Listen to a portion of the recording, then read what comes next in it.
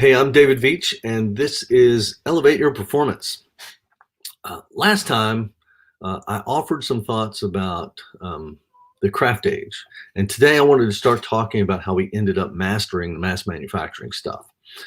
Now, as I mentioned last time, shifting population patterns from rural settings to urban settings increased the demand for manufactured goods kind of across the board. Now, textiles were in particularly high demand since everybody still needed clothing.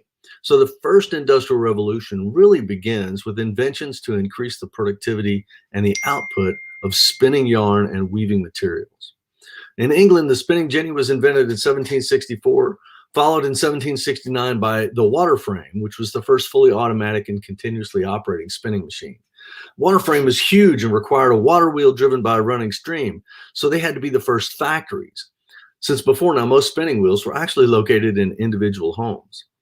Now, all this automation boosted the demand for cotton, creating a market for cotton grown in the United States. Now, there are a couple of strains of cotton that grow in the South. There was this black-seeded, long staple variety that grows pretty well in the coastal areas and is pretty easy to fix. And there's this green-seeded short staple that grew well in the interior areas of the South. The long staple was easy to brush out, but the short staple version was very labor-intensive.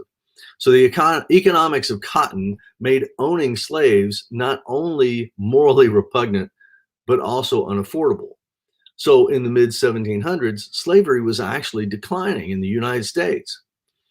And that all changed in 1793 because that's when Eli Whitney invented the cotton gin. This was a machine that was so simple to make and so simple to operate that it changed the economics of the South and perpetuated slavery for another 70 years.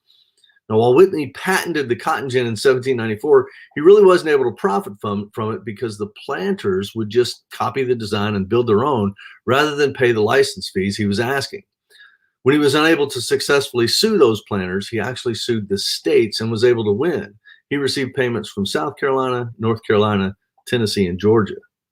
Now, tomorrow we'll talk about what happened next for Eli Whitney and some other things.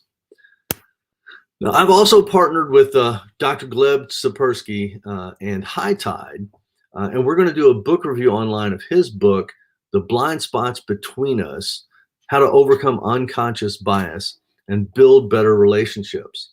It begins on February 1st. I'm looking forward to it. The book promises to really expose some cool things. I'll paste that registration link in the comments, and I hope you'll join us. Have a great day, and I'll see you tomorrow.